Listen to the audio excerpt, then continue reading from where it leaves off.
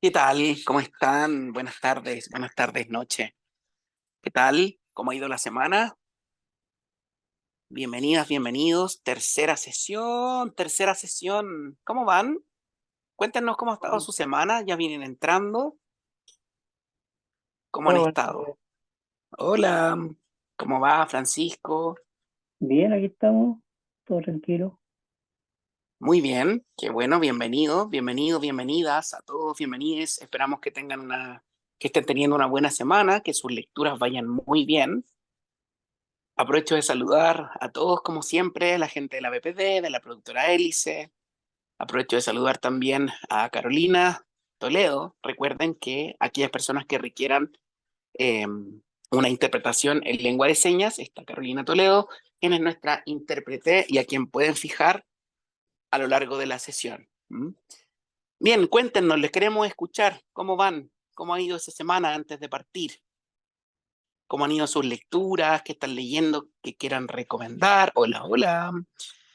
¿Cómo ha ido la lectura de Debimos ser felices? ¿Alguien ya empezó a leer los más ordenaditos? Hoy día recuerden que vamos a terminar de hablar de Debimos ser felices, porque la próxima sesión, es decir, el jueves, vamos a estar con Rafaela Labjord y vamos a empezar también a enunciar, a comentar un poquito, a anunciar lo que va a ser los más ordenaditos. ¿Qué tal? ¿Cómo van? ¿Algo que nos quieran contar? ¿Algún libro estupendo, una obra de teatro, una película que hayan visto que quieran recomendar? En literatura se dice, algunos decimos, que la mejor recomendación es la que te puede hacer un par. Entonces, si alguien ha visto alguna película, un libro, leyó algo esta semana, que les parece como interesantísimo de recomendar, es el momento. Hola, hola, hola a todos, a todas, Hola, hola. ¿cómo están? Voy a saludar. Yo le leí Debimos ser felices, lo terminé esta semana, así que igual estoy entusiasmado de poder también compartir mi experiencia. Lamento no haber tomado nota porque cada vez que yo estaba ahí leyendo y decía, esto lo voy a hablar. Y también me acordaba de la semana pasada porque yo era mi primera sesión la vez pasada y no había leído el libro, entonces ahora está emocionado de poder participar. Ahora no se me ocurre nada, pero de seguro cuando empecemos a ver esto guiado se me va a soltar un poco la lengua. Y aprovechando que dijiste recomendaciones, y hay una cosa que siempre recomiendo a todos los que puedo, se los meto hasta a fuerza, que es un libro de Ted Chiang, que es un escritor de ciencia ficción que se llama, pucha, qué pena, me apuré más de lo que es La verdad de los hechos, la verdad del corazón, que me encanta, tal vez lo conocen, es un libro corto que yo siempre lo describo así. Ted Chiang es un ingeniero en sistemas, un poco, un poco del autor, que se dedica a la literatura de ciencia ficción. Entonces escribió esta película La Llamada. No escribió la película, escribió el libro relacionado con la película La Llamada. Y en este caso se enfoca en dos situaciones. La historia de él con su hija, en la que utilizan una especie de máquina, la cual es capaz de recordarlo todo, todo, todo, absolutamente todo, y la gente la utiliza muy a lo Black Mirror, donde pueden volver a un recuerdo específico. Y por otro lado, una historia que está viviendo también en el presente ya, con una tribu que no tiene forma de escritura. Entonces se empieza a generar una tensión muy interesante entre aquella capacidad de registrarlo todo, que es este mundo escrito, y cómo esta tribu, esta cultura vive y de alguna forma sociabiliza y justifica su existencia a través del relato oral. ¿Ya? Entonces está muy interesante eso, que habla muy bien del lenguaje, me gusta mucho ese análisis que hace sobre la memoria también, cómo ésta se construye día a día a través del presente para el mañana, y es muy amigable de leer, como digo, es un libro corto, lo voy a dejar acá anotado. Eso Este te iba a pedir, por favor, por Ted el autor, Chiang, que lo anotará ahí en el chat. Muy bien. La verdad de los hechos, la verdad del corazón. Esa era mi recomendación. Yo, Muchas gracias por el lo libro. que puedo Podríamos recomendar. haberlo tomado para inteligencia artificial, ¿o no? Sí, creo que ha sido un tremendo Sí, muy tópico bien. Bueno, te vamos a de pedir que seguro. ahí, cuando sea, nos contís, po, nos contís más cosas que Por puedan ir supuesto. apareciendo, ¿vale? Por Muy bien. supuesto, es de los que me repito siempre, esas cosas. ¿Has visto esas películas que tú ves que te las repites ya. Estoy recordando un poco el VHS cuando estaba rayado, algo así para mí este libro. Sí, muy bien, Adelante. muy bien, muy bien. Excelente. Todos tenemos nuestra lista de donde volvemos siempre, las historias que revisitamos, ¿ah? Muy bien, muy, muy, muy bien. Justamente. Muchas gracias. Muy bien. Bien, ¿alguien más nos quiere recomendar algo que haya visto, que esté leyendo antes de partir nosotros? Yo ya les traje un poema de un autor portugués que se llama Fernando Pessoa, pero antes de eso, quiero ver si alguien más nos quiere recomendar algo o contarnos algo de sus lecturas. Y si no, partimos. No veo el chat, Cata, me salía, así que no sé si me quieres contar si hay algo en el chat. Por ahora nada, solo saludos y la recomendación de Alexander. Hola, Muy Guillermo, bien. Sí, aquí estoy. Guillermo por acá. ¿Cómo estás? Yerko, hola, bien, ¿y tú?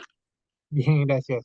Hoy yo quería compartir una lectura que estoy teniendo en este momento. La llevo hace un tiempo y de hecho el martes pasado tuve la oportunidad de escuchar a esta autora en vivo, que es Irene Vallejos. Y ella escribió Ah, un libro que me tiene bien embelesado hasta ahora, que se llama El infinito en un junco. Y sabéis que El infinito en un junco ha sido un placer leerlo. Bueno, es un ensayo que ella escribió y es como sí. la historia de los libros o la invención de los libros en el mundo antiguo. La A verdad es que ti y a uno la mitad del mundo, Yerko. A ti y a la mitad del mundo. sí, sí, a mí me llamó bastante. A ella la encontré, me la recomendó aquí una librera amiga que tengo en una librería en Manuel Montt que voy a comprar por lo general.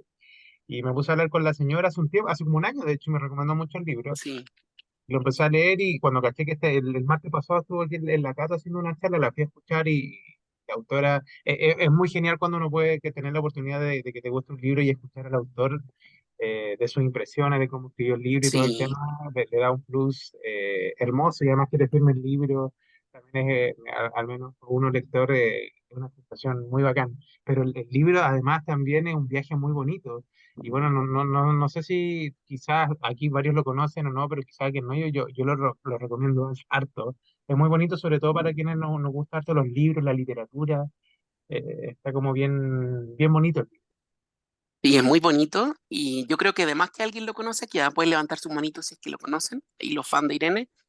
Ella, yo en realidad tengo mis rollos con el libro, ¿ah? Pero solo porque soy mañoso y ciego, yo creo.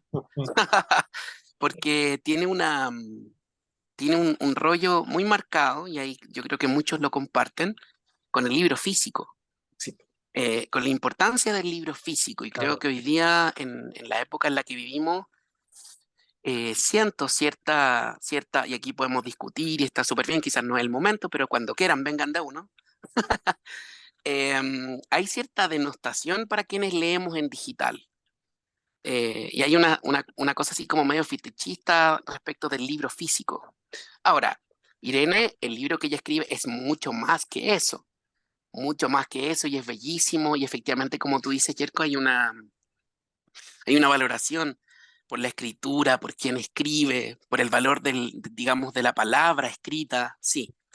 Pero claro, a mí me pasa, como persona que no lee en físico hace mucho tiempo, leo en braille, pero no es tan fácil, me pasa que creo que también para muchos, no solo para los ciegos, sino que también, por ejemplo, para las personas que leen en lectura fácil y otras cosas en audiolibro, no siempre el modo tradicional de leer, el olor de la hoja, la biblioteca gigante, el libro con edición sumamente cuidada, es el modo o el modo más válido, dado. No sé si me explico, Yerko. ¿Mm? Sí, te Pero explicas. bueno, son mañas mías nomás, no pasa nada. A mí también me gusta mucho el libro, me encantó, me encanta ella, es muy dulce además. Así que sí, lo recomendamos muchísimo también. Muy bien. Bien, partimos entonces, ¿les parece bien? Gracias, Yerko, gracias, Alexander. ¿Alguna chica? Puras voces masculinas ahora. No sé si alguien quiere recomendar algo. Si no, partimos, vamos a partir. Si no, Cata, algo en el chat. Nada por ahora. Bueno, voy a leer. Ya, voy ahora. Dice, todo me cansa, hasta lo que no me cansa. Mi alegría es tan dolorosa como mi dolor. Ojalá fuese un niño que echa barcos de papel en el estanque de una quinta, con un dosel rústico de parras, poniendo ajedrezes de luz y de sombras en los reflejos sombríos de la poca agua. Entre mí y la vida hay un cristal tenue. Por más claramente que vea y comprenda la vida, no puedo tocarla. ¿Raciocinar mi tristeza? ¿Para qué? Si el raciocinio es un esfuerzo, y quien es triste no puede esforzarse. Ni siquiera abdico de esos gestos triviales de la vida de los que tanto querría abdicar. Abdicar es un esfuerzo, y yo no poseo el alma con que esforzarme. ¿Cuántas veces me aflige el no ser el accionador de aquel coche, el conductor de aquel tren, cualquier trivial u otro supuesto cuya vida, por no ser mía, deliciosamente se me penetra de yo quererla y se me empostiza ajena? Yo no tendría el horror a la vida como a una cosa, la noción de la vida como un todo. No me agobiaría los hombros del pensamiento. Mis sueños son un refugio estúpido, como un paraguas contra un rayo. Soy tan inerte, tan pobrecillo, tan falto de gestos y de actos. Por más que por mí me empreñe, todos los atajos de mis sueños van a dar en los claros de la angustia. Incluso yo, el que sueña tanto, tengo intervalos en que el sueño huye de mí. Entonces las cosas se me aparecen claras, se desvanece la neblina en la que me cerco, y todas las aristas visibles hieren la carne de mi alma. Todas las crudezas, las miradas me lastiman, los que en mí las saben durezas. Todos los pesos visibles de objetos me pesan por dentro del alma. Mi vida es como si me golpeasen con ella. Intervalo doloroso, Fernando Pessoa, el libro del desasosiego. ¿Por qué hemos partido con esto? Me gustaría preguntarles si lo conectan con el tema que venimos viendo, con la salud mental. Eh, Como hemos dicho ya, en algunos momentos, la salud mental a veces no te permite vivir la vida como el común de las personas. Las dificultades de salud mental te generan incomprensión. La gente intenta acercarse, no siempre puede acercarse. La gente intenta preguntarte, no siempre tiene respuestas. Y habitualmente hay una tristeza también, una tristeza, un desasosiego, una ansiedad que no siempre se logra explicar. Entonces, no sé si quieren comentar algo sobre el poema. ¿Lo conocían? ¿Conocen a Fernando Pessoa? No sé, antes de partir ya con lo que corresponde, no sé si logran hacer una primera conexión entre este poema y lo que hemos leído. Les escuchamos y también pueden usar el chat. Sí, Alexander, ¿estás por ahí? Sí. sí, sí, de hecho a mí como que inevitablemente iba relacionando lo que decías. No sé si como que a lo clásico cuando uno habla de salud mental que puede caer en los cuadros, como sé, pues, depresivos o cuadros de paranoia, como que uno va más por el lado de la psiquiatría, pero comparto de que si hay algo que duele, que aflige en la vida constantemente, es el hecho de sentirse que uno no es lo que espera ser, como una distancia entre Mm. sus deseos y lo que experimenta en el cotidiano de ser el mismo. Entonces, el desear la vida de otros, el desear lo demás, como esa vaca que mira el pasto ajeno, Sí. me hace sentir eso y yo creo que sí es algo que yo creo que uno de los dolores más constantes de la vida, sobre todo en una vida moderna.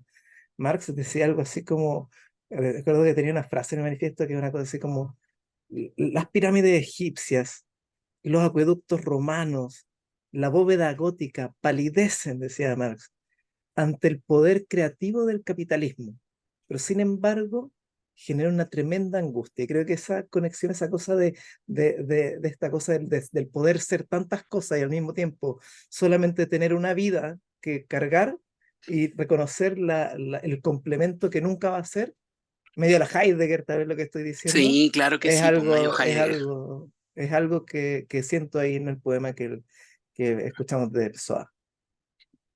Gracias, Alexander. Yo creo que, a ver, hay una... a ver, hay una distancia no solo entre lo que vivo y lo que debiera vivir o ¿Mm? lo que quisiera vivir, porque lo loco es eso, que a veces ellos quieren otra cosa. ¿Cachai? Sufren por el estadio en el que se encuentran. Alejandra Pizarnik decía cuando leíamos a ella, o sea, ella se sentía un ser no de este mundo. Y eso además Mm, se conecta con lo que tú dices, también con las expectativas, lo que debiera ser, lo que otros quieren que sea, comportarse como otros quieren que se comporte. Es duro, muy duro. claro, Así que claro. sí.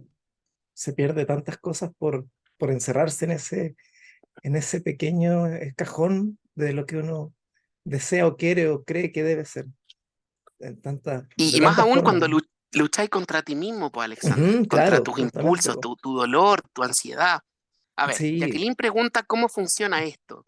Jacqueline, hablamos sobre un libro, gracias Alexander. Hablamos sobre un libro que estamos leyendo que ahora es Debimos ser felices, pero también hablamos de la vida, de literatura, de música, de lo que estamos leyendo. Compartimos una lectura, pero también vida, Jacqueline. Así que bienvenida, ojalá que lo pases bien por aquí y cuando quieras puedes comentar em, y vamos a ir entregando también los libros nuevamente, ¿ya?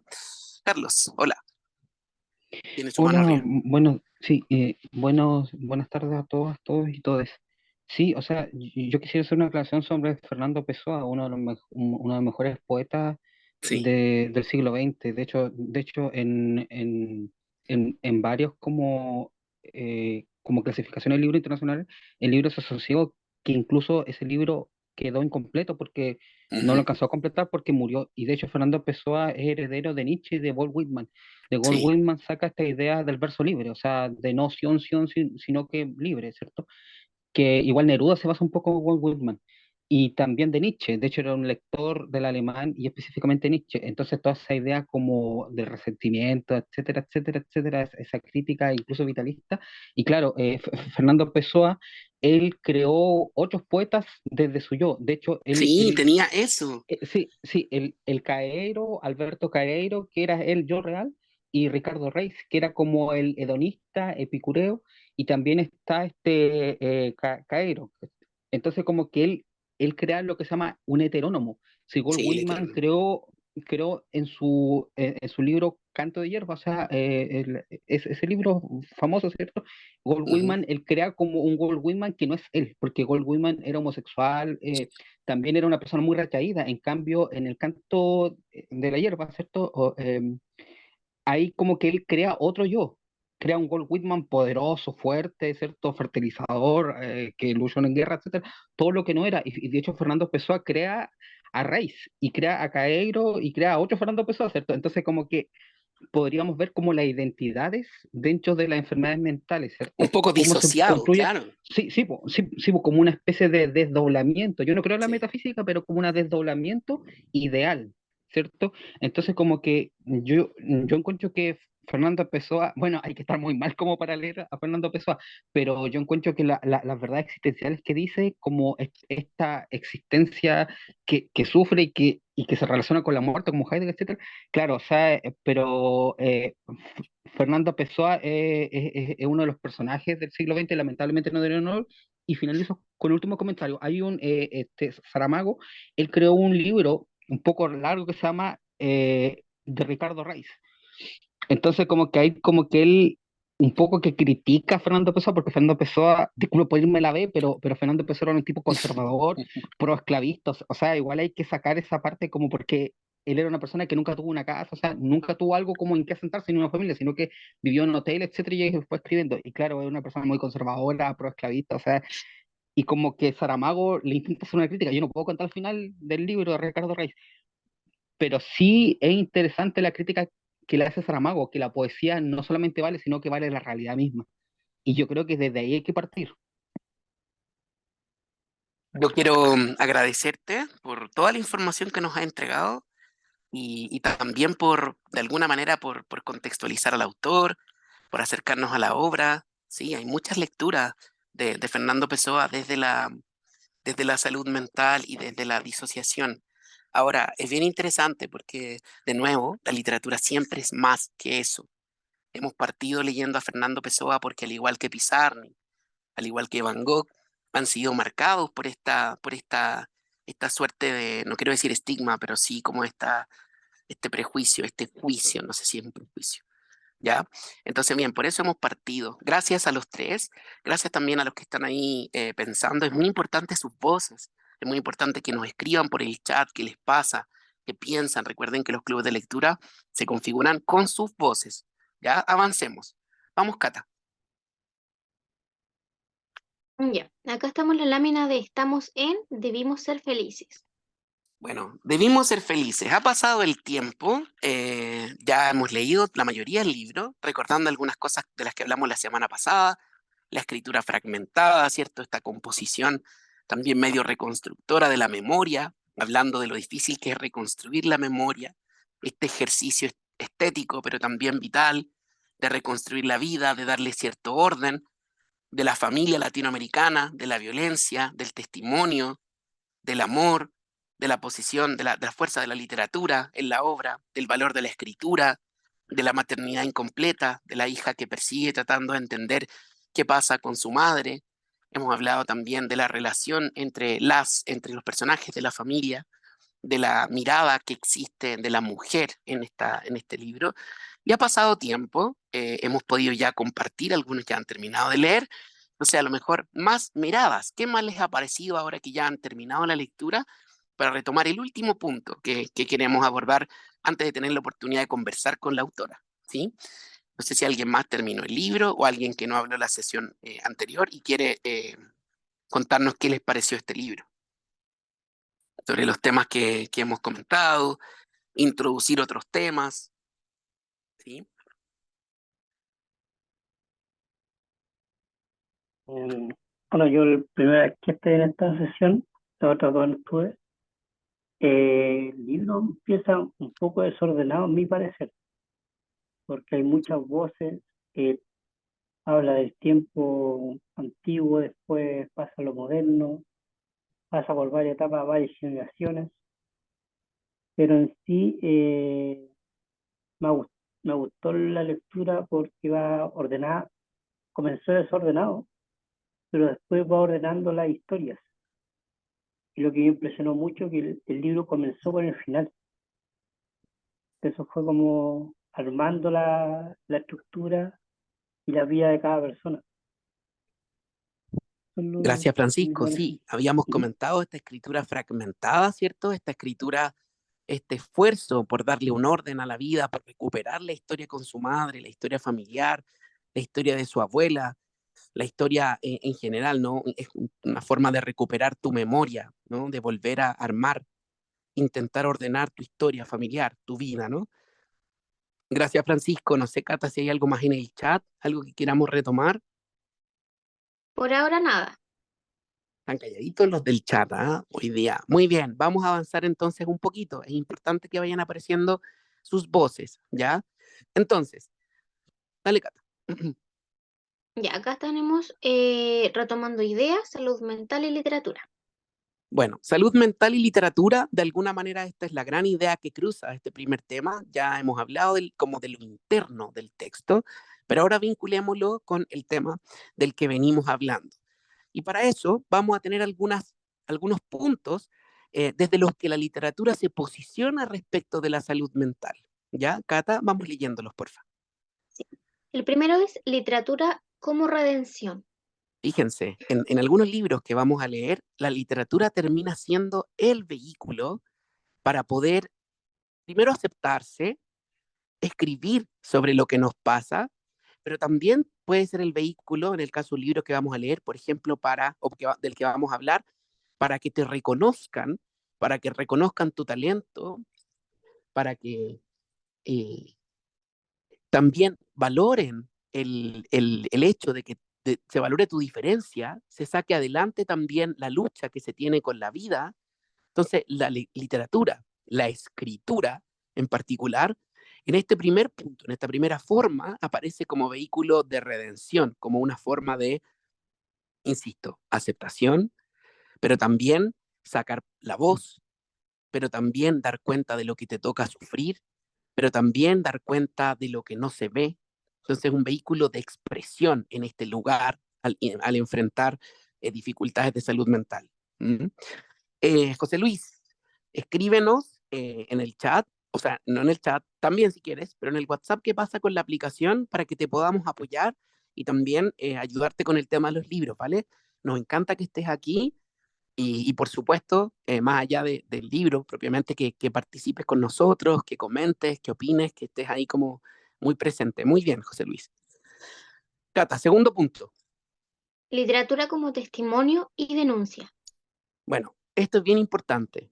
La literatura, otra forma en que se presenta en este tipo de relatos, es para dar cuenta de lo que ocurre, del dolor, del sufrimiento, del maltrato.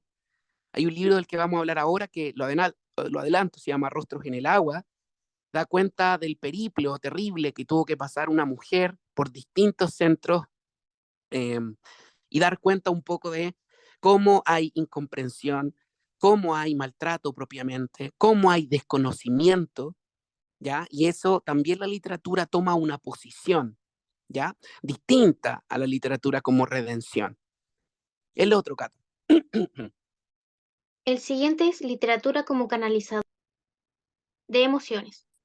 Bueno, un poco parecido, ¿ah? La literatura aquí permite canalizar las emociones a veces caóticas.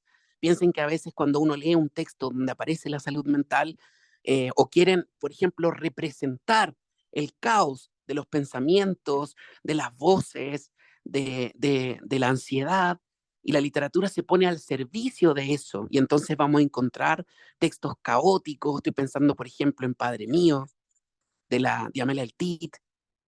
Incluso a veces la literatura rompe las fronteras de las convenciones narrativas o poéticas para poder dar cuenta de esta situación de disociación, de caos, de ansiedad, de depresión, de lo que fuere, ¿no? El uso de los adjetivos, de los pronombres. Ahora, eso pasa cuando es literalizado, cuando es estetizado, no necesariamente cuando es testimonial. Cuando es testimonial es nomás.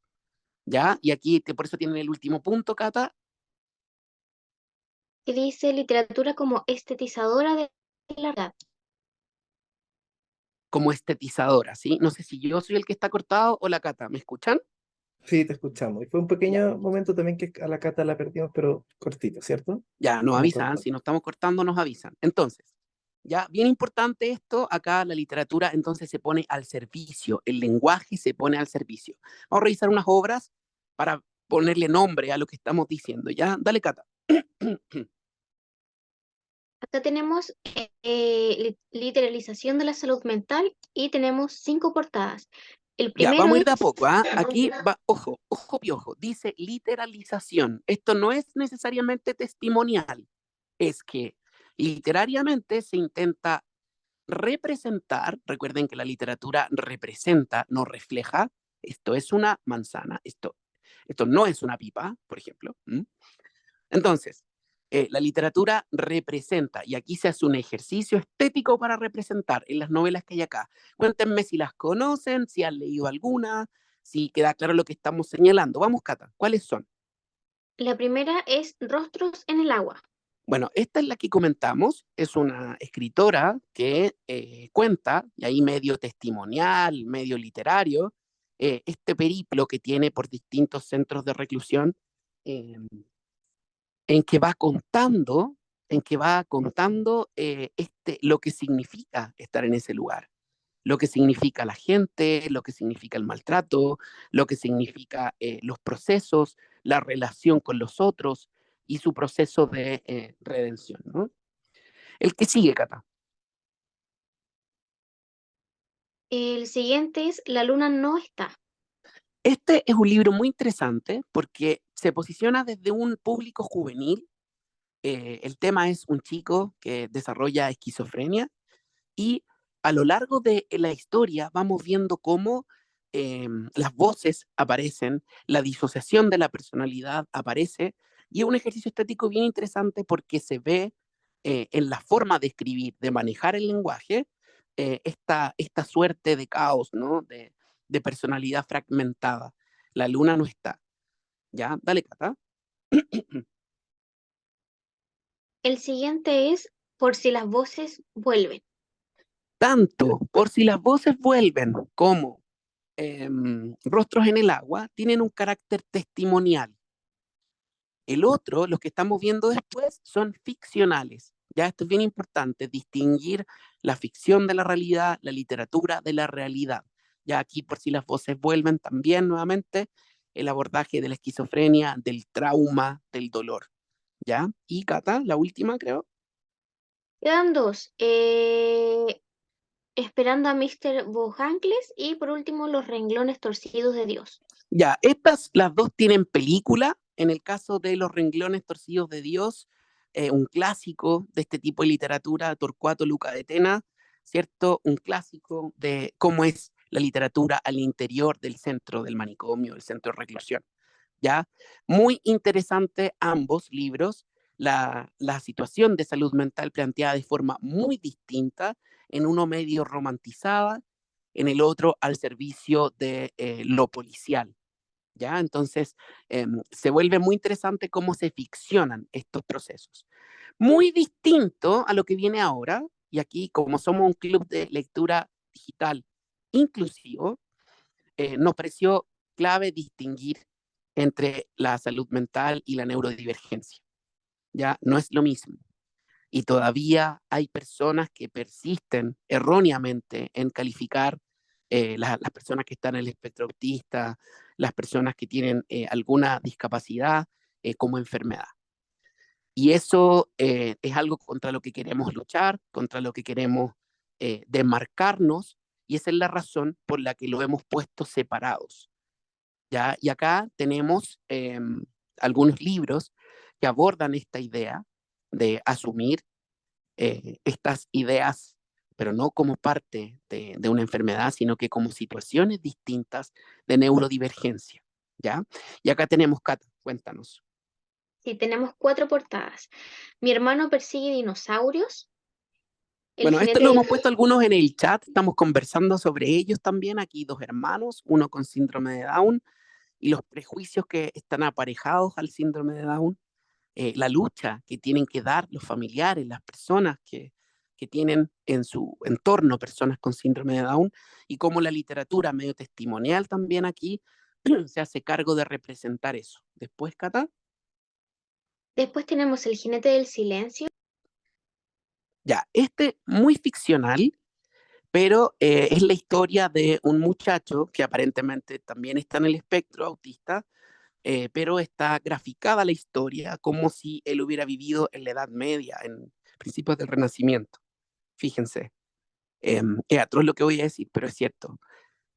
Durante muchos años, las personas neurodivergentes, y no solo los neurodivergentes, sino que las personas con discapacidad, éramos recluidos, se nos temía, se pensaba que éramos producto de los pecados de nuestros padres, se pensaba en otros casos que éramos producto de alguna cosa religiosa, también posesiones, entre otras cosas. Y esto que parece así como de cuento, tiene todavía su herencia en la cantidad de prejuicios que tenemos respecto del otro, ¿ya? No es una enfermedad tener o ser neurodivergente, ¿ya? Y eso es algo, una distinción que tenemos que hacer clave en el tratamiento que se da tanto de la literatura como de la recepción misma de la obra, ¿ya? Cata. El siguiente es Las normas de la casa. Bueno, este es como ya más cinematográfico un poco. Aquí, ¿cómo enfrentaría un niño con Asperger una acusación policial? Ya esta es una historia más ficcional, pero destaco que el tratamiento del Asperger, de la condición, está muy bien hecho. Está muy respetuoso, es de la misma autora de La decisión más difícil, entonces tiene un componente de investigación igual importante. Vamos, Cata, terminamos aquí. Sí, la siguiente es la serie de Big Bang Theory. Bueno, pusimos esta porque ha contribuido, pese a lo posmoderna, si quieren, como un poco trivial, pero ha contribuido a desprejuiciar también ciertas cosas, aunque en mi modesta opinión, a veces también caricaturiza un poco. ¿Ya? Entonces, ahí tenemos distintas maneras de enfrentarlo. ¿Qué les pasa con estas distintas formas de representar la salud mental, la neurodivergencia? ¿Cómo lo conectan con el libro que leyeron? ¿Cómo se sienten para la conversa con Rafaela la próxima semana? La sesión anterior nos concentramos más intensamente en el libro, pero me parece que podemos permitirnos con ella una conversación profunda hoy día en torno a la literatura y la representación de esto. Entonces, quiero preguntarles qué les pasa con esto que venimos conversando, lo conectan o no con su lectura. Cuéntenos. Cata, ahora sí que no veo el chat. Cuéntame tú si es que aparece algo. Por ahora, nada. Alexander acaba de Aquí está levantar su... Alexander. Sí. Cuéntenos. Mira, la verdad yo estoy bastante emocionado por la visita de la autora.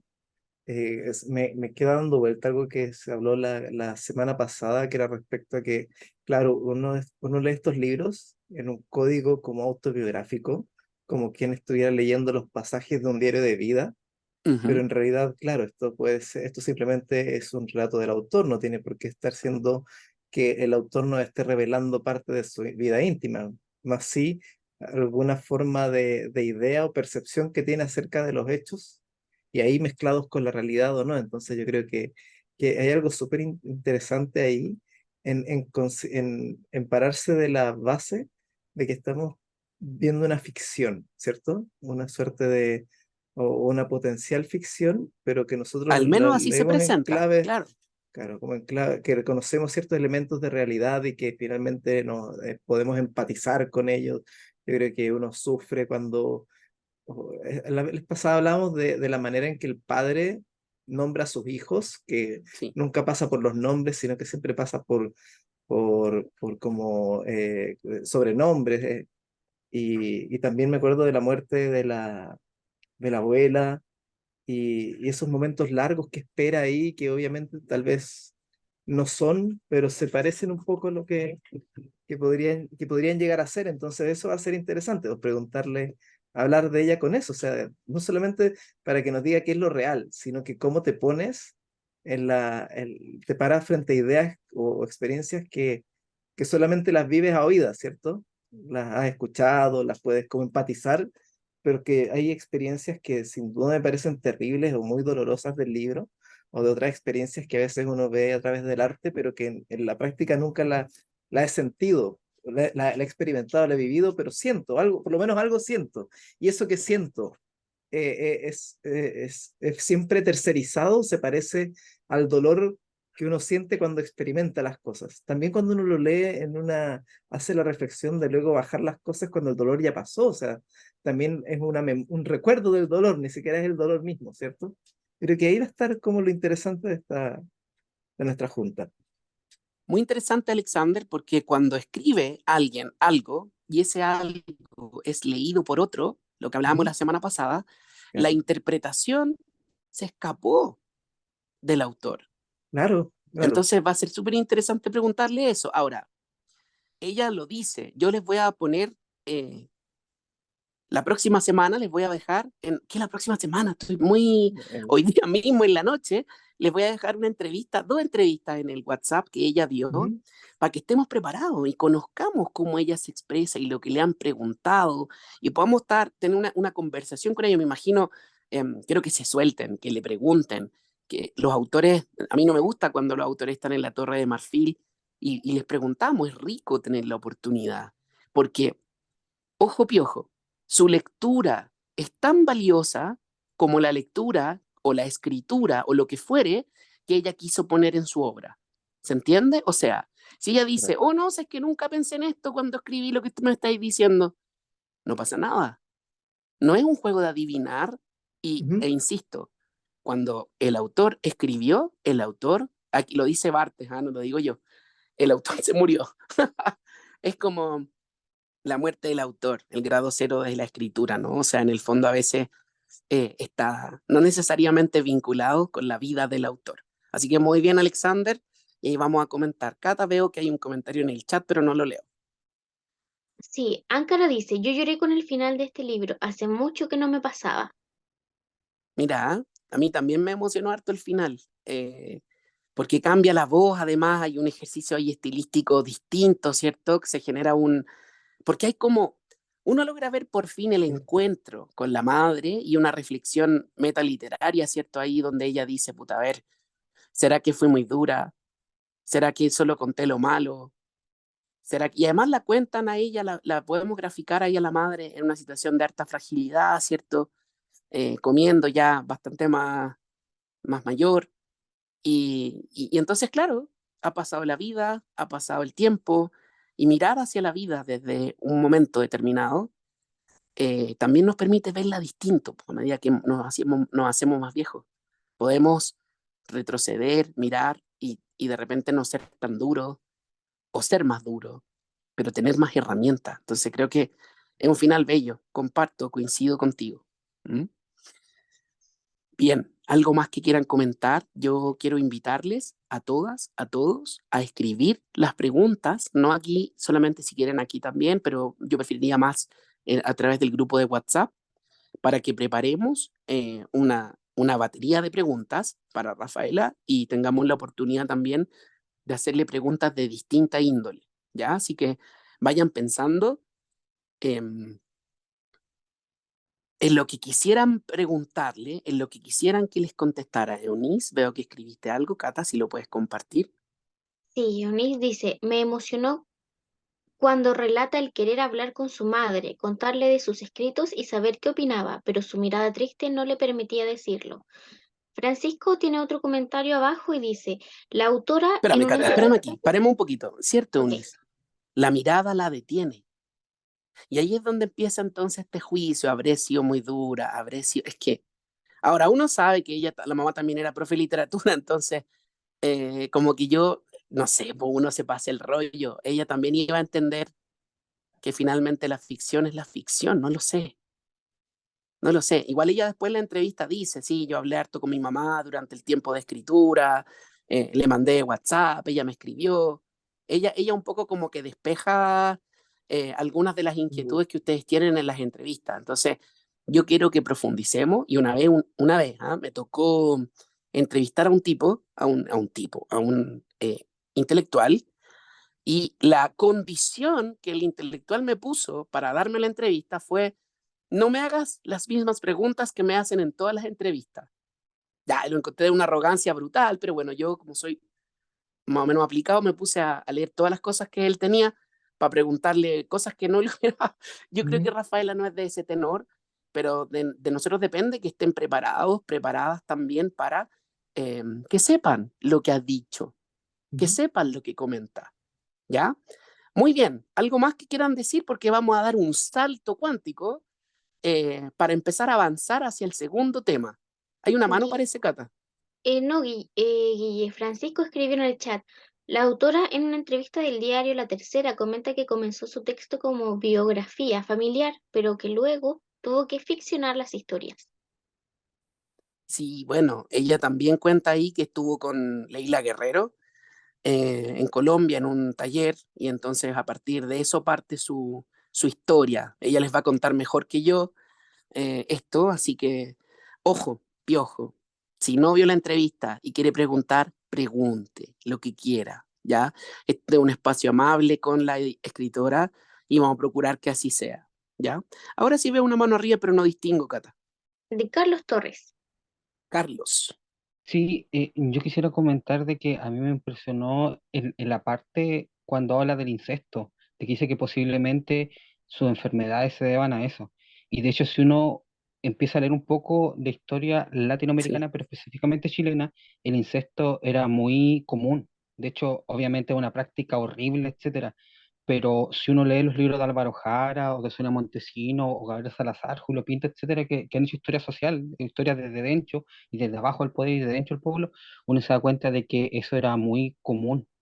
Y Carlos, de hecho es profundicemos horrible. un poquito en esa idea. Sí, Carlos, mira, sí, me gusta porque sí, fue un punto que no comentamos, el tema del incesto. ¿Mm? Tratemos de contextualizar un poco a los chicos para que sepan de dónde estás tomando esta parte, ¿no? Hay un momento ya, en que sí, ella señala, ¿cierto?, que hay como algunas nociones, algunas ideas de que podían ser también, podía haber habido incesto en la familia, ¿cierto? Y a partir de eso viene su comentario. A eso te refieres tú, ¿verdad? Y una parte de los sí, apellidos también, ¿cierto? Sí, claro, estaba sí, por el tema de los sí, porque apellidos. los Dale, pillos, Carlos. Sí, sí, y ahí finalizando, claro, es que porque se supone que el insecto, como lo han estudiado los antropólogos y antropólogas, desde Levi Strauss, etcétera, es algo que Ujú. nos diferencia de la naturaleza, o sea, el no estar con la misma familiar es lo que nos diferenciaría de los animales, en síntesis. Pero, y de hecho, quisiera defunarme, por así decirlo, o sea, autofunarme y defunarme. Hay un libro que me recordó eso, que se llama Lolita, que es un libro Ujú. horrible, es un libro completamente horrible, y claro, y ahí habla de que él es un enfermo mental, porque Humbert Humbert, de hecho, cuando yo leí el libro me llegó a remover el estómago, o sea, me dolía la cabeza, etcétera. Yo lo leí porque hay libros que hay que leerlos, ¿ya? Y claro, y ahí uno se podría preguntar hasta qué punto la escritura es posible escribir algo así, ¿cierto? Y hasta qué punto las enfermedades mentales se pueden entender como algo incluso criminal, porque el autor pasó Chuta, hartos años, él Carlos. cuenta al principio, y claro, y yo lo digo porque algunas enfermedades mentales pueden quitarte derechos. Por ejemplo, el hecho de que uno tenga esquizofrenia o esquizofrenia paranoia, uno no puede votar, ¿cierto? Intersecciones clase de demencia, eso es algo Sí. constitucional. Estas personas no pueden votar porque ni siquiera se pueden autorregular, ¿ya? Pero en este caso, este tipo era un criminal, pues, o sea, Humbert era completamente un criminal. Y claro, y Nabokov habla de lo bello, de la escritura, etcétera. Pero si uno tiende a funar a ese libro, uno tendría que funar a otro escritor chileno, No que lo es funemos. sí, po, Hernán Rivera Letelier, que él tiene un libro que se llama, ¿cómo es que se llama? Que iguala, que toca el mismo tópico y, y que relata la historia de un tipo que era como un poeta. Se llama El escritor de epitafios, el escritor de epitafios. Y claro, la pregunta que yo siempre me hago es que si la literatura abre la existencia humana, ¿cierto? Describe y rasga el velo, como diría Kundera, el fariseo Milan Ujú. Kundera, ¿cierto? Y nos permite entender nuestra condición humana, ¿hasta qué Ujú. punto uno escribe literatura o hasta qué punto uno puede estetizar algo horrible como un crimen? Porque lo que realiza Homer Lolita es un criminal, o sea, de todo el uso un criminal. Ya, espérame un poquito.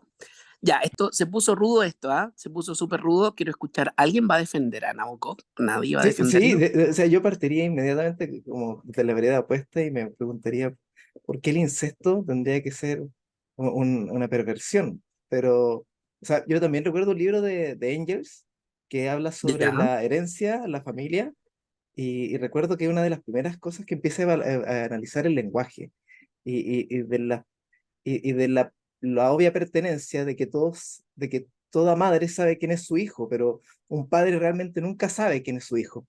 Entonces, claro, desde el punto de vista de la familia romana, hace este ejercicio de que la familia finalmente es una invención, una institución, una institución Es una convención. que finalmente está ahí para organización socioterritorial. Y volviendo un poco al libro, para no saltar tan lejos, diría que justamente ese es uno de los grandes dolores de la protagonista, que es justamente sentir que las cosas malas que tiene de su vida, y también creo que tú lo habías nombrado cuando estabas hablando acerca de la diferencia entre la neurodivergencia y las enfermedades mentales, era el a veces creer que porque tú eres el hijo de un incesto, tienes, o creer que tú Sí. tienes esto porque eres hijo de un incesto, entonces empezar a asociar lo negativo a tu raíz, ¿entiendes? Y la culpa, finalmente soy el resultado de una perversión, así que ¿qué de bueno puedo tener yo?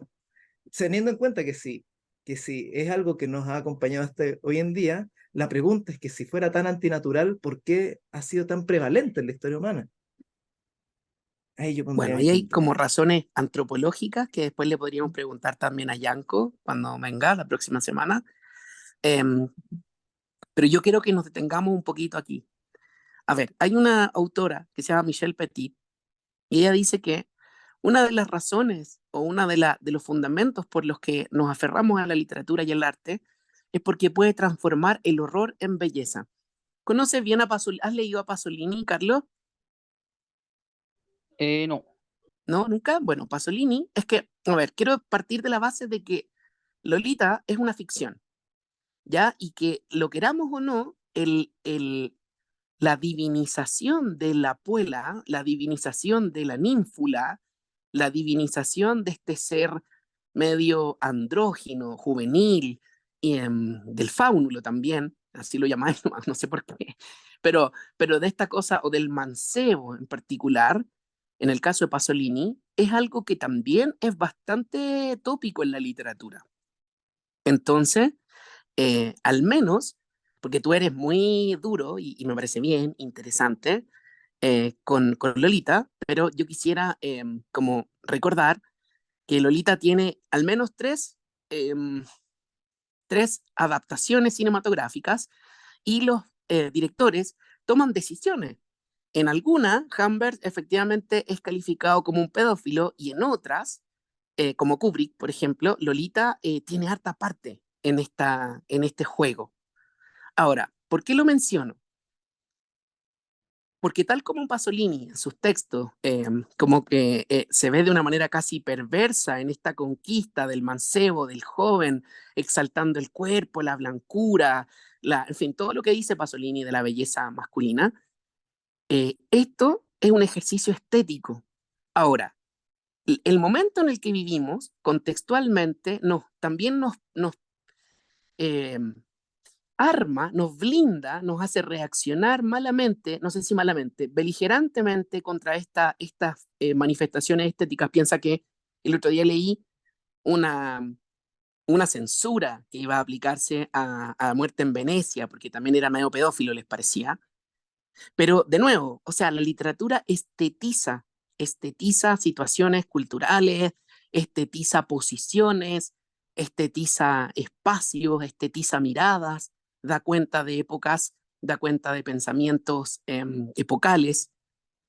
Y claro, hoy día vivimos en una época distinta hace 50, 100 años atrás y entonces tenemos también una sensibilidad frente a ciertos temas, calificamos otros. Quiero decir, Carlos, al final, que claro, Humbert puede ser calificado como criminal hoy, pero es también, inevitablemente, uno si lo mira estéticamente, la manera, los pensamientos que Humbert tiene, las reflexiones que tiene, también tiene un valor estético, ¿cachai? Como que es muy difícil quedarnos solamente con el juicio a Humbert, no sé, ¿cachai? Como que me genera ruido y me encanta que así sea, no sé. No sé si alguien más quiere comentar, esto es como, nos fuimos un poco lejos, ¿ah? Pero me Pero, interesa porque pero tú surge, hablas una sí, cosa así como de la separación de la obra con el autor, porque podría, es interesante este caso porque estamos cuestionando la ficción sobre la vida del autor, pero a veces pasan cosas al revés, ¿cierto? A veces como que descubrimos cosas terribles de los autores y sus obras que parecían tremendas, empezamos a, los se empiezan a cancelan, funar, po, ¿cierto? Los cancelan, ¿sí? justamente. Me gusta este ejercicio porque es inverso, te das cuenta, al final estamos cuestionando la obra, ya como las ideas del autor, aunque tal vez en la práctica nunca hubiese perseguido a una colegiala, claro, volviendo a Lolita un poco más, que una cosa Sí, así. Es interesante, claro, esta reflexión que hacemos de cómo al final siempre nuestro juicio del presente o nuestro juicio se termina posicionando en los de otros, que es el mismo ejercicio que hacíamos cuando tú decías que cuando el lector se apodera interpreta algo, el autor no muere porque siempre está en esta reinterpretación de lo leído, ¿cierto? Una cosa o sea, media claro, lo que es hablábamos una anteriormente. interpretación, claro, que puede o no tener vínculo real con la vida del autor o Ujú, con el autor mismo, pero también no. ¿Mm? claro. Heavy, súper heavy. De verdad, yo el tema del incesto lo había pasado así nomás. Me parece muy interesante, Carlos, la reflexión, Alexander. Veo que también hay un comentario en el chat, Cata, que no veo, si me contáis. Quien comente qué Sí, dice, porque no veo. sí, Guille, José Luis escribe algo bastante interesante, dice, es curioso que los libros religiosos son los libros que más ponen normas morales socialmente aceptadas y con muchos adherentes, y la descendencia las describen y se basan en el incesto. Ya, fuerte, José Luis, fuerte, fuerte, pero yo quisiera que recordáramos de nuevo que estamos ante un producto artístico, estético, y que este es uno de tantos temas. Ahora es una belleza, fíjense para dónde nos fuimos. O sea, de pronto cuando uno juzga o cuando uno entra a diseccionar un poco la literatura, también los temas nos permiten conectar y hacer vínculos con otros libros, ¿sí? Veamos qué opina la Rafaela de esto, po. Yo no sé, es una pregunta igual difícil.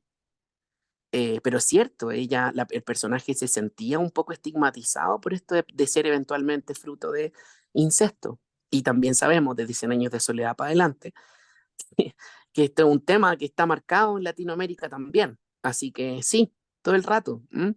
Interesante la vuelta. Bien, ¿algo más que quieran señalar respecto de estos temas, del libro? Porque quiero proponerles que demos un salto cuántico y que nos acerquemos un poco a la temática que viene.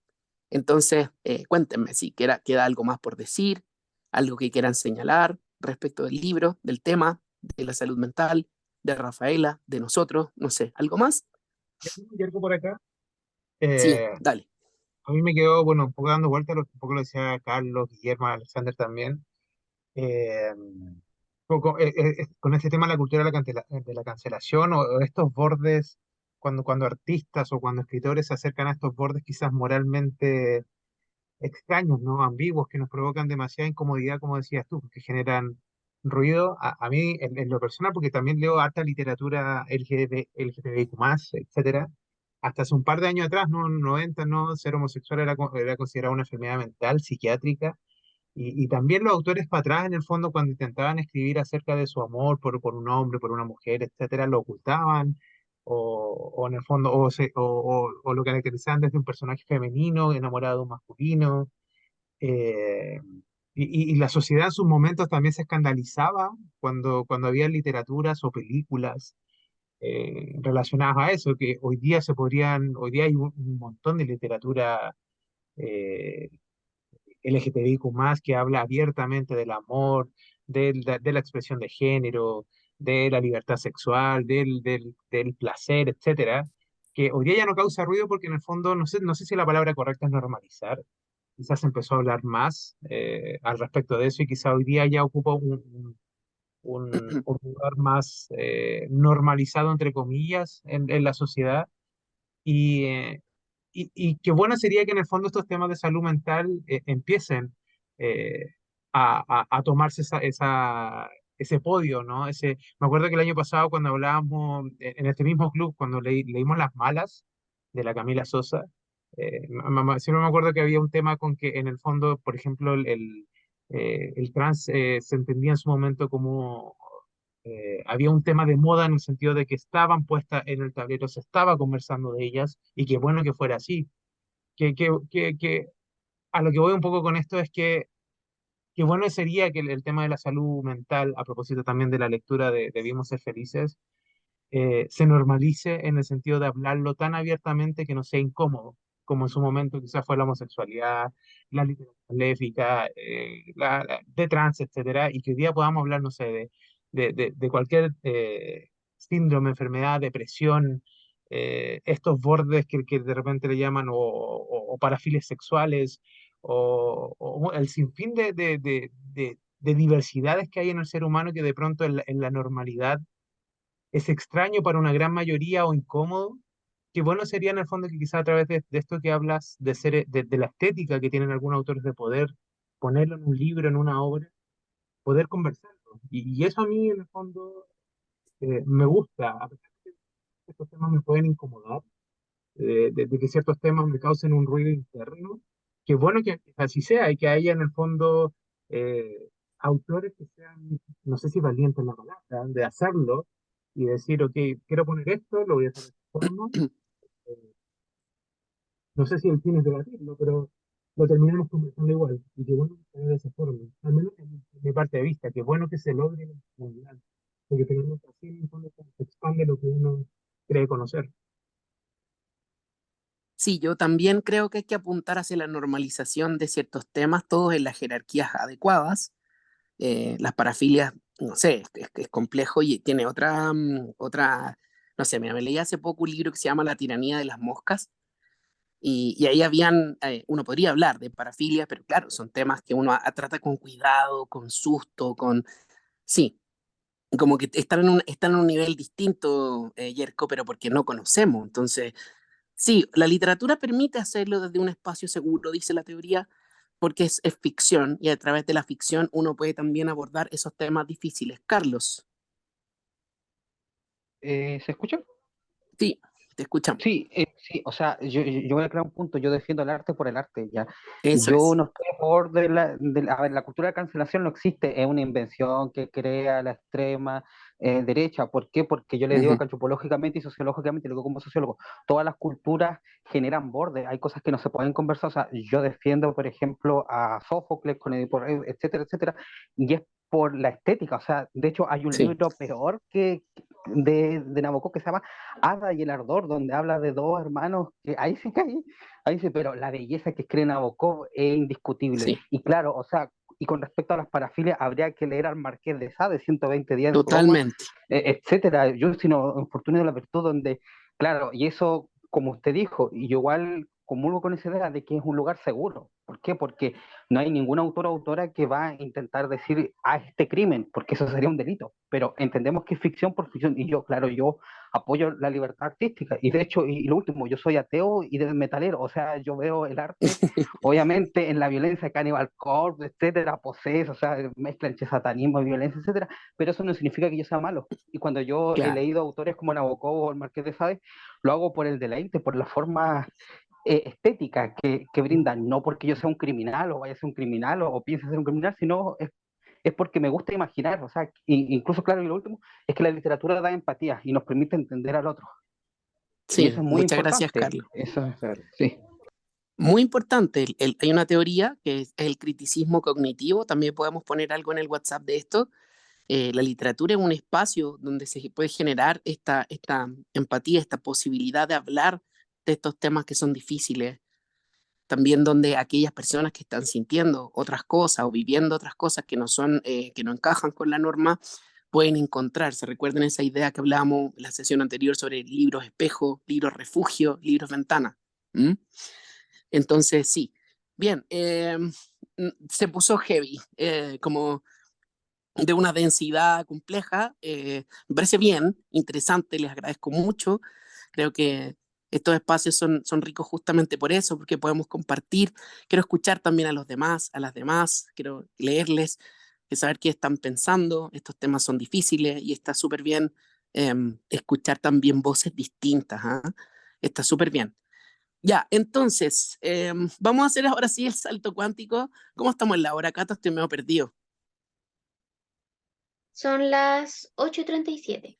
Oh my gosh, ya, así como que, o sea, huyó el tiempo, huyó. Ya, Se vamos a leer desvaneció. a ver, miren aquí. Vamos a hablar sobre un tema más difícil, no sé si más difícil, pero tan difícil como los que venimos hablando. ¿Había una mano, Cata? No vi. Salvador tuvo la mano levantada por Salva, unos perdona, segundos. dale. Sí, era yo. No, es que encuentro que a propósito de lo que hablaban, que incluso en Chile tenemos ese tipo de casos que encontraba interesante como recordar eso, que no solo en la literatura universal, sino también, por ejemplo, lo que pasó con Pablo Neruda. ¿Te Sí, fijas? pues Pero totalmente. sí, para que lo recordemos, pero pasemos, no, era solo para que recordáramos que no solo en otros países, también aquí tenemos esos casos. Pablo Neruda y Alberto Fuguet, pues Salva, ambos ahí Exacto. cancelados, Estaban súper castigados cancelados. por mientras. Sí, Veamos qué pasa totalmente. en 100 años más. Sí. Vamos a ver, po, vamos a ver porque la persistencia de la memoria que decía Dalí igual es interesante. Gracias, Salva. Yo Mm. creo que, a ver, este es un tema complejo, bien complejo y que de alguna manera puede dar para mucho juego. Hay teorías literarias que enfrentan estos casos desde distintos lugares. A mí me gusta el posicionamiento que tenemos hoy. Hay otros, insisto, hay otros.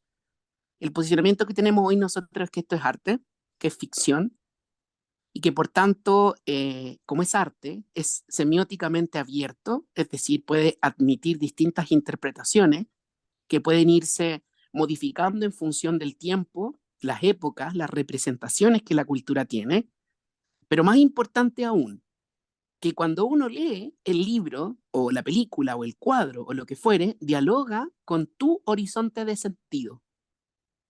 Entonces, inevitablemente, la interpretación está teñida también de lo que tú eres.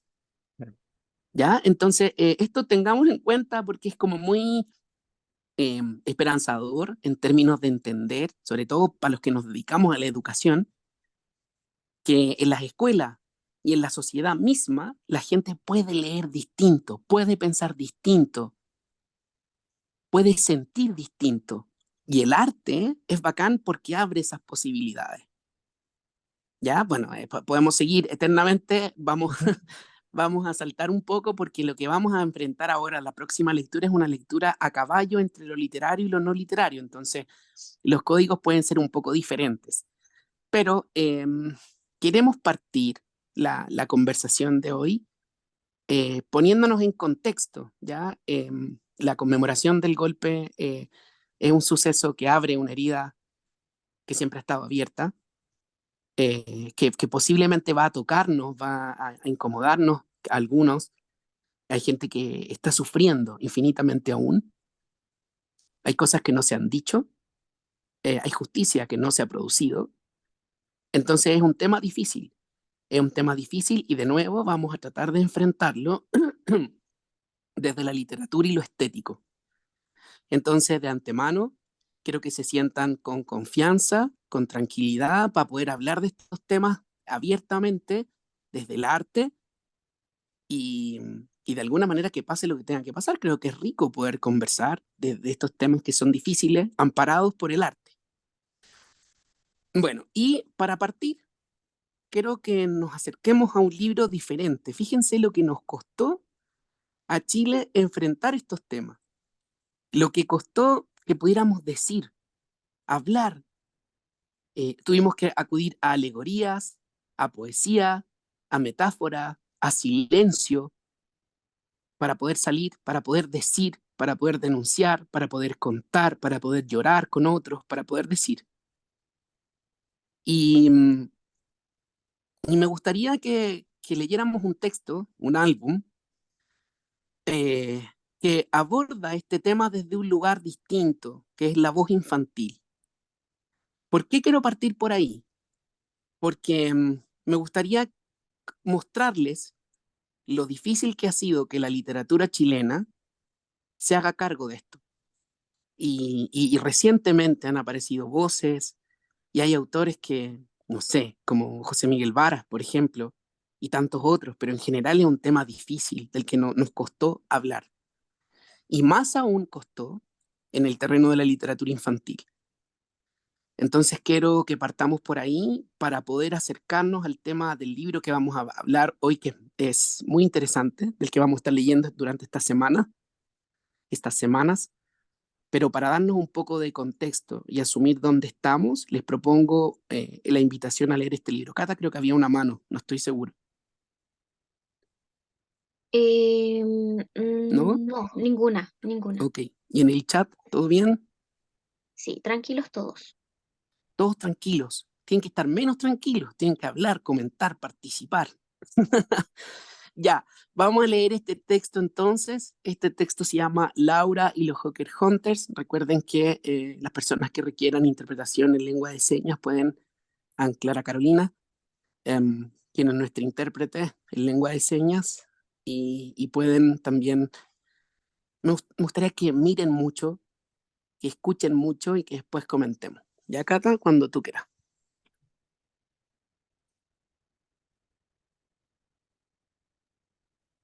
Denme un segundo que voy a proyectar. Ahí estamos proyectando. Laura y los Hawker Hunter. Es de Paola Carrasco Rojas, Manuel Paredes, ilustraciones de Marcelo Escobar. En la portada aparece una niña con un chaleco, vestida con un jeans, mirando hacia el cielo, como aparecen unos aviones. Mi nombre es Laura. Cuando nací, mis papás vivían en una toma en la orilla del canal. Casi todas las casas eran de cartón y palos y tenían que ir a pedir agua en la población del frente. Mi papá trabajaba en lo que fuera y mi mamá vendía en la feria.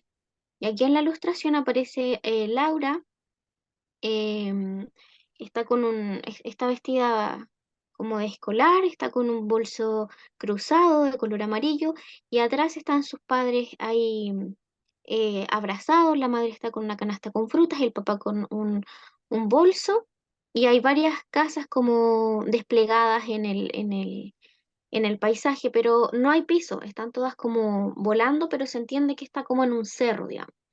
Hay un río al lado y varios árboles que está todo con colores y la bandera chilena sobre las casas. Recuerdo que un día mi papá y mi mamá me llevaron a una marcha por Allende. En la calle había mucha gente. Me gustó saltar al ritmo de unos tambores. También recuerdo que llevaban banderas y carteles. Y acá aparece Laura, su papá abrazándola junto con su madre. Ellos llevaban banderas de Chile y en el fondo aparecen varias personas como levantando banderas rojas por la calle, hay confeti. En la toma, casi todos les gustaba Allende. La gente decía que con él tendríamos casas de verdad y que habría trabajo para todos. Ponían fotos en las puertas y formaron un grupo musical donde mi papá tocaba la quena. Y acá aparece entonces el papá de Laura tocando el instrumento, otro señor con una guitarra, otra mujer con unos tambores, y en el fondo aparecen varias mesas, otras personas sentadas. Atrás aparece un cartel que dice Peña Canto Nuevo, guitarras, hay unos vasos y unas jarras de licor. Ganó Allende, y acá aparece la foto del expresidente Allende. Cuando ganó Allende, los grandes hicieron una fogata y nos pusimos a cantar. Y acá en la imagen, la ilustración, aparece una gran fogata con palos, la niña está calentándose las manos, aparece una radio con música y otros, los pies de las personas atrás de fondo con colores y todo. En la casa nos empezaron a dar desayunos con leche y unas galletas bien duras, pero a mí me gustaban. Mi papá consiguió trabajo de chofer en el nuevo bus que nos llevaba gratis a los escolares. Yo me iba sentada al lado de él. Me decía que era su copilota. Y acá aparece el papá en el bus y hay varios niños que se están subiendo al bus y en la parte del frente del bus dice, a ver, disculpen, voy a hacer un poco de zoom para poder leer. Dice, el gobierno popular lleva gratis a la escuela a escolares y liceanos. Suban cabritos, dice. Varias veces fueron a la toma. Unas señoritas parece que no se iban a entregar casas. No eran casas, eran departamentos. Lo que más me gustó fue que en mi pieza podía jugar con el interruptor de la luz al prender y apaga. Y aparece Laura jugando en una pieza llena está con juguetes, una cama, una alfombra, y está jugando con el interruptor. Un día escuché que las cosas no iban bien. Mis padres estaban más ocupados que nunca. Llegaban tarde, compraban diarios y escuchábamos noticias en la radio. Yo no entendía mucho. Ellos sobre la mesa con una tetera, están comiendo. Nunca había visto un tanque de verdad. Acá en la ilustración aparece un tanque con un militar encima y otro que va abajo caminando por la ciudad.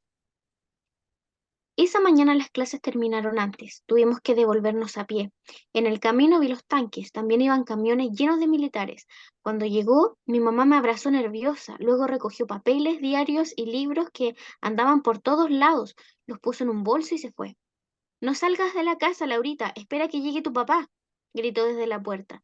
Corrí a la ventana porque sentí un ruido fuerte. Pasaron varios aviones muy, muy cerca. Se escuchaban explosiones por la radio, supimos que el presidente estaba muerto y nadie podía salir a la calle. Y acá aparece Laura mirando desde el balcón del departamento cómo pasaban unos aviones. Por la radio dijeron que unos aviones llamados Hawker Hunter habían bombardeado la moneda. Y en la ilustración aparece la moneda en llamas, ahí está ondeando la bandera, hay harto humo y sobrevuela un Hawker Hunter. En la placeta donde jugábamos había camiones llenos de soldados que miraban hacia los departamentos. Debíamos tener las cortinas cerradas porque apuntaban. De mi papá no sabíamos nada. Y acá en la ilustración aparecen varios militares rodeando la plaza, apuntando y todos están con armamento. De noche mi mamá no quiso comer. Le preguntaba por el papá y no contestaba.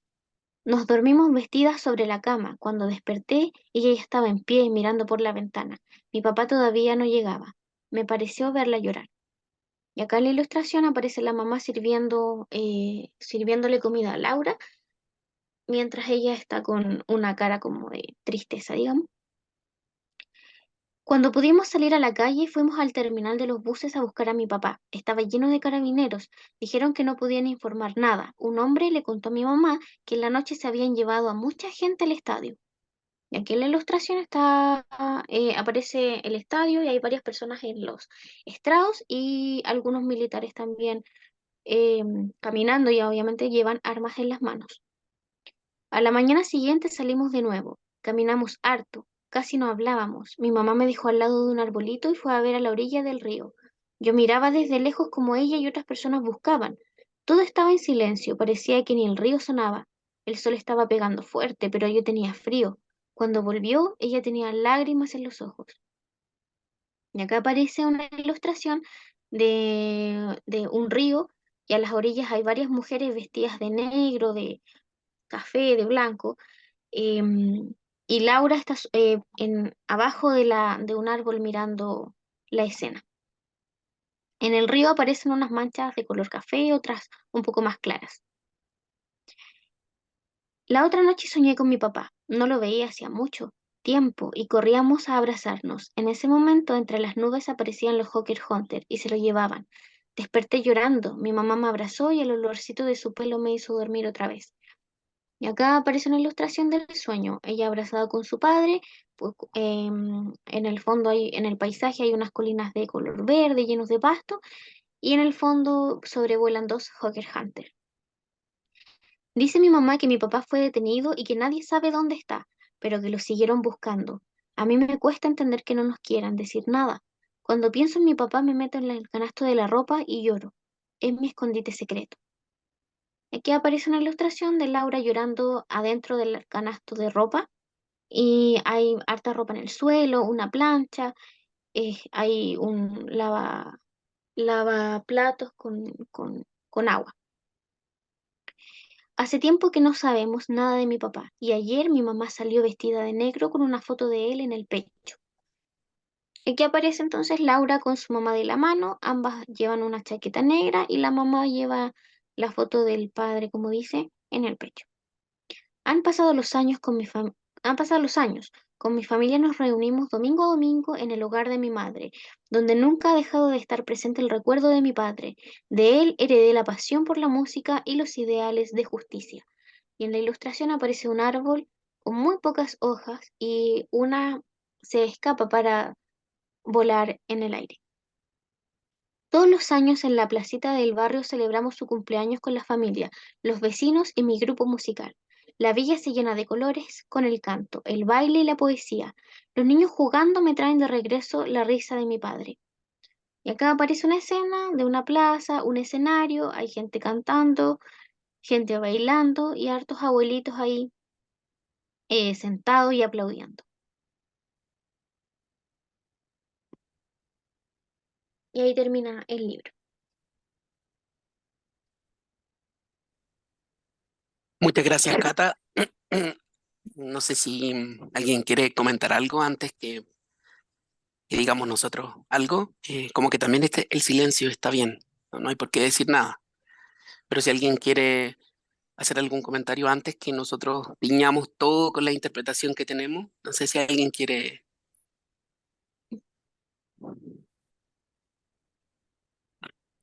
No veo el chat, Cata, pero si hay algo, avisa.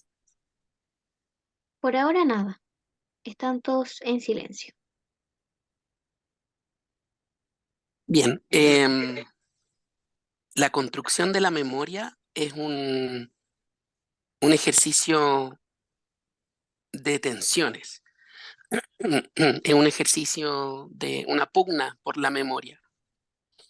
Cuando uno lee una historia como esta, está lleno de núcleos de ciertos puntos, de ciertos sucesos, de ciertos símbolos eh, textuales, físicos, visuales, musicales, culturales, arquitectónicos, que nos retrotraen a la cultura, al constructo cultural que hemos hecho de la memoria.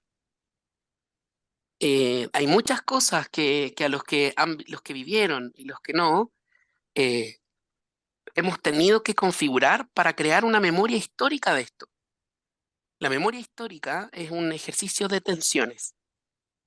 Algunas voces aparecen, otras no aparecen. Algunas voces pelean por ser escuchadas, otras voces no permiten eso. Algunas voces tienen la hegemonía del discurso. Es muy interesante entender la memoria histórica como como un proceso de tensiones. ¿Por qué todo esto? Porque el libro que vamos a empezar a leer, Los Más Ordenaditos, y aquí Yanko González, Cata, si puedes avanzar,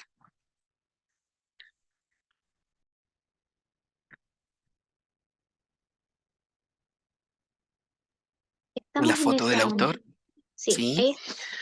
Él es Yanko y él primero es poeta. Y esto es muy interesante porque es poeta, antropólogo, doctor en antropología de hecho, y, y el hecho de que sea poeta para mí es re importante porque también permite como vislumbrar una sensibilidad particular. Él se va a enfocar en un suceso, fíjense en la portada de este libro, Cata, pone ahí la portada para que la puedan ver. Gracias. Sí, está proyectada. Fíjense, se llama Los Más Ordenaditos y fíjense en la portada. Ya este ensamble, ¿cierto?, entre texto e imagen nos dice algunas cosas y nos permite aproximarnos al tema del libro, que son las juventudes en la época de la dictadura militar. Cómo se utilizó la juventud para establecer el régimen, para soliviantar el régimen, cómo se enmarcó, se generaron acciones vinculadas con lo religioso, con lo deportivo, con lo político, para construir una juventud que representara los ideales del régimen. Se lo analoga con lo que se hizo en España, en Italia, particularmente con el régimen franquista, y entonces hay toda una reflexión sobre es una palabra difícil de decir, fascistización de la juventud. Y lo interesante es que esta novela va a transitar, no es una novela, este texto es más bien como un poco ensayo, va a transitar entre un estudio antropológico, pero también es un viaje al pasado, un reencontrarse con la juventud de la época, con las dos juventudes que habían, con los ideales de juventud que se construyeron por ambos lados. Em, entonces, queremos invitarles a esta lectura. Es una lectura que no es tan fácil, es una lectura que tiene harta referencia, harto componente teórico. El prólogo es particularmente denso, pero después se lee más rápido. ¿Les parece que leamos hasta el capítulo 5 la próxima semana? Y veamos cómo nos va con esta lectura. Este jueves no vamos a hablar con Yanko, vamos a hablar con Rafaela, pero estemos avanzando en la lectura. ¿Ya? Cuéntenos algún comentario, ya estamos terminando, no sé qué hora es, Cata. ¿Estoy perdido, perdido? Actualmente son las 8:58. Oh my God, estamos casi on time. Ya, dudas con esto, comentarios, algo que decir, estamos cerrando el boliche, pero es importante sí, dígame. Lo que quería contar, lo que me encantó es la experiencia anterior, eso de leer, de que Cata estuviera leyendo y relatándonos un poco este libro corto. Fue bien interesante porque es ilustrado, entonces, y tiene una forma de ilustración orientado tal vez a los niños, o sea, uno reconoce ciertos elementos muy, muy propios de la cultura, de los santiaguinos, que nada. Y eso me gustó, agradecer esa experiencia. Gracias a ti por participar y por comentar. Sí, pues, los álbumes permiten esto. Ahora, ojo piojo, insisto, en los libros álbum nada es casual. Ni una imagen, ni una palabra, ni un Es lindo esto, también podría dar mucho juego, pero es muy bonita la construcción, la gramática de la página en el álbum, Carlos. Sí, dar dos datos de que la dictadura de Pinochet, ellos traficaron más de 5.000 niños y niñas, y el informe está en The Guardian, incluso eso ha salido en la prensa nacional. Y también otros datos del informe Rettig y Vales, que ahí ustedes lo pueden corroborar, que un tercio de las personas asesinadas fueron menores de 20 años. Entonces, yo la crítica que le daría al libro Yanko, que yo ya lo leí en los más ordenaditos, es que igual hay que colocar la masacre y los infanticidios y el genocidio que le hicieron a las personas jóvenes. ¿Por qué? Porque ahí empieza a explicar esta idea de cómo se fascista. Ahí es un poco difícil, ¿cierto? Lo compara con Franco, Sí, con Francisco Franco, etcétera, eh, pero se mataron a jóvenes por el puro hecho de ser jóvenes. Y más allá de las guerras de las melenas y esas cosas, se persiguió y se asesinó a muchas personas que no tenían nada que ver. De hecho, más del 50% de las personas asesinadas, y eso lo muestra el diferente informe, fueron personas que ni siquiera tenían ideología política, sino que eran personas jóvenes ancladas a movimientos sindicales o algunos movimientos sociales. Entonces, como que eh, se tiende a creer que todas esas personas fueron personas que pertenecían a partidos políticos, pero en realidad no. De hecho, los estudios sociológicos, como de Gabriel Salazar, etcétera, y hay otros premios, premios nacionales, señalan de que al final fue una dictadura contra la juventud. O sea, y para matar la juventud, etcétera. Que igual el libro de Yanko igual lo rescata un poco, pero yo sí, diría al que falta un principio. poco, sí, explicar de los datos duros, los datos que traficaban a niños, niñas, ¿cierto? Y que un tercio fueron jóvenes y jóvenes mujeres y niños, niñas y adolescentes que fueron asesinados por el puro hecho de ser jóvenes. O sea, es como horrible. Y esos datos no me los invento yo, estos están en los informes, estos son datos empíricos. O sea, más allá de los literarios, etcétera. Eso. Y Gracias, Carlos. Al tiro, al tiro, al tiro. Un segundo. Solo comentarles que, bueno, de esto vamos a poder seguir conversando. Solo contarles que hay una poeta chilena maravillosa que se llama María José Ferrada, que quizás conocen. Ella tiene, bueno, la próxima semana les voy a leer un libro de ella, pero más allá de eso, hay un libro hermoso que se llama Niños, bueno, hermoso, terrible, y que habla de lo que está señalando Carlos, pero literariamente ella plantea estas ejecuciones a niños, ¿no? Es un tema difícil, chiquillo. Es un tema difícil, podemos pensar distinto, pero la literatura ha tomado esto y bueno, lo que tú señalas, Carlos, también es algo que le podemos preguntar a Yanko la próxima, cuando hablemos con él. Ahora, en España, cuando Franco empieza a gobernar, hay una ley que Franco establece, que se llama la ley de vagos y maleantes, ¿no? Y también ahí atrapados simplemente por vestirte distinto, por tener el pelo más largo, por tener una apariencia descuidada. Las dictaduras tienen modelos de conducta de acción, procesos, ahí Carlos sabe mucho más que yo del tema y posiblemente muchos de los que están aquí también, pero hay modos de operar que comparten. Y ahí podemos hablar también de eso. Quiero agradecerles. Alexander, ¿te ibas a decir algo o alguien iba a decir algo antes de cerrar? no, no, si quieres. Ok. Entonces quiero darle las gracias a todas, a todos los que hoy día estuvieron aquí. Quiero que la próxima semana estén, y sobre todo el jueves, estén muy conversadores y participativos, participativas. Quiero pensar que también ahí es una escucha activa, ¿cierto?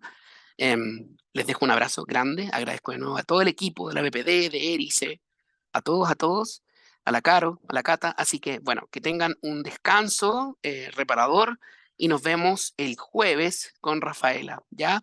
Un abrazo y buenas noches. Buenas noches, un abrazo. Chao, gracias, buenas noches. Chao. Chao. Chao, hasta luego.